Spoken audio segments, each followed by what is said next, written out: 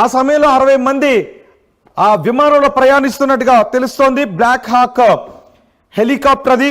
దీంతో ఆ విమానాశ్రయంలో, రీగన్ విమానాశ్రయంలో మొత్తం రాకపోకలన్నీ కూడా బంద్ చేశారు, రాకపోకలు నిలిపివేశారు. అక్కడికి వచ్చే విమానాలను వేరే దారి మళ్ళిస్తున్నారు. చూడండి ఒకసారి, మొత్తం మూడు మనకి కనిపిస్తున్నాయి. ఇది హెలికాప్టర్. ఇక్కడ మనకి చూడండి ఒకసారి, ఇక్కడ మరో విమానం వస్తుంది. అంటే ఒకేసారి మల్టిపుల్ ఫ్లైట్స్ అక్కడ టేక్ ఆఫ్ తీసుకోవచ్చు అండ్ ల్యాండింగ్ అవుట్ అనుకుంటుంది. మరో విమానం కూడా ఆ సమయంలో అక్కడ టేక్ ఆఫ్ తీసుకుంటుంది, వెళుతూ ఉంది. అదే సమయంలో ఇక్కడ మరో విమానం టేక్ ఆఫ్ తీసుకుంటూ ఉంది. ఇక్కడ నుంచి హెలికాప్టర్ వస్తూ ఉంది.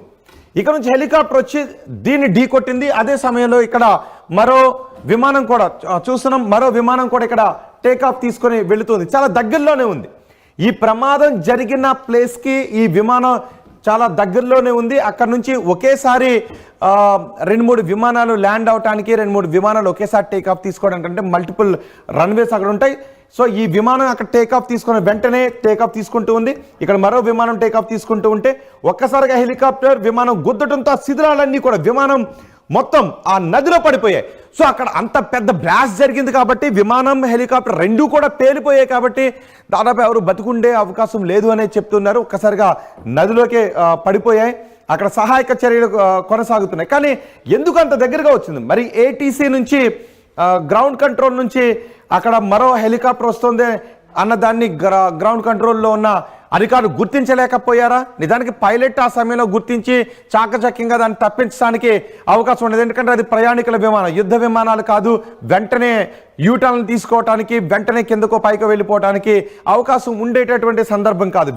హెలికాప్టర్ చాలా దగ్గరకు వచ్చేస్తుంది. బహుశా ఆ హెలికాప్టర్లో ఉన్న పైలట్ ఎందుకు గుర్తించలేదు? మరి ఆ దిశగా ఎందుకు వచ్చాడు? టేక్ ఆఫ్ తీసుకుంటున్న రూట్లోనే హెలికాప్టర్ని ఎలా అలౌ చేశారు? ఆ సమయంలోనే విమానానికి టేక్ ఆఫ్ తీసుకోవడానికి ఎలా అనుమతి ఇచ్చారు అన్నది తెలియడం లేదు. చూసారు, ఇదే పొటోమాక్ రివర్. ఇక్కడ నుంచి ఒక ఫ్లైట్ సెర్చ్ ఆపరేషన్, హెలికాప్టర్తో సెర్చ్ ఆపరేషన్, హెలికాప్టర్తో అక్కడ సెర్చ్ ఆపరేషన్ కూడా కొనసాగుతోంది. నదిలో చీకటి సమయం కావడంతో ఒక్కసారిగా అక్కడ పేలుడు సంబంధించి, పేలుడు మీన్స్ హెలికాప్టర్ విమానం రెండు గుద్దుకొని కూలిపోవడంతో ఆ నదిలో పొటోమాక్ రివర్ అది, అక్కడ సెర్చ్ ఆపరేషన్ కూడా కొనసాగుతుంది హెలికాప్టర్తో. ఓకే అయ్యా, ఇది ప్రమాదానికి ముందు దృశ్యాలు. ఇదే ప్రమాదానికి ముందు హెలికాప్టర్లో అక్కడికి హెలికాప్టర్ వెళుతూ ఉంది. చూడండి ఒకసారి, ఆ హెలికాప్టర్ లైట్ కూడా మనకి కనిపిస్తుంది. మరి ఆ హెలికాప్టర్ ఏ వర్క్ కోసం అక్కడ ఎంగేజ్ చేశారో తెలియదు. ఒక లైట్, హెలికాప్టర్ లైట్ తీసుకున్నట్టు లేదు, సెర్చ్ ఆపరేషన్ చేస్తున్నట్టుగా మనకు కనిపిస్తుంది.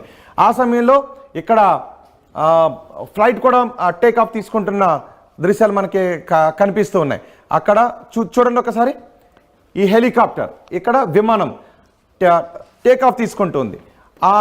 ఇదే హెలికాప్టర్, ఇంతకుముందు మీరు చూస్తే ఇదే హెలికాప్టర్, ఆ హెలికాప్టర్ ఇటువైపు వచ్చేసింది. ఇటువైపు వచ్చి ఈ విమానాన్ని ఢీ కొట్టడంతో ఈ భారీ ప్రమాదం జరిగింది. ఇటీవల కాలంలో తరచుగా ఏదో ఒక రూపంలో ప్రమాదాలు చోటు చేసుకుంటున్నాయి.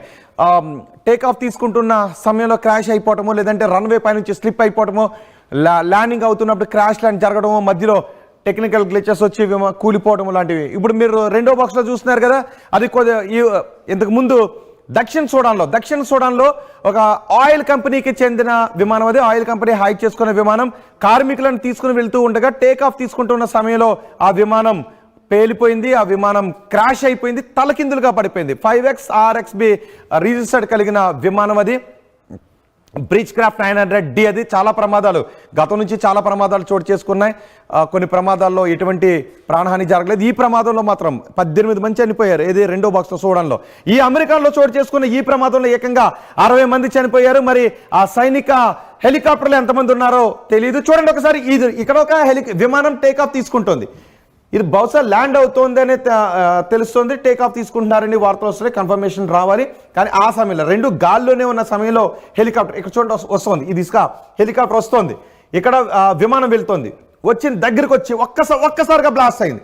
ఒక్కసారిగా బ్లాస్ట్ అయి అంతే నదిలో పడిపోయింది. ఇప్పుడు అక్కడ సహాయక చర్యలు కొనసాగుతూ ఉన్నాయి. కానీ ఇది మానవ తప్పిదం, కంప్లీట్గా పూర్తిగా మానవ తప్పిదం. ఇది గ్రౌండ్ కంట్రోల్ అధికారుల తప్పిదం. అండ్ హెలికాప్టర్లో పైలట్ మరి ఆ విమానం అటు వెళుతూ ఉంది అని తెలిసినప్పుడు అంత దగ్గరగా ఆ దిశలో ఎందుకు వెళ్ళాడు? నిజానికి సైనిక విమానం కాబట్టి వాళ్ళు కంట్రోల్ చేసుకోవడానికి అవకాశం ఉంటుంది, సైనిక హెలికాప్టర్ కాబట్టి దాన్ని కొంత కంట్రోల్ చేసుకోవడానికి అవకాశం ఉంటుంది. కానీ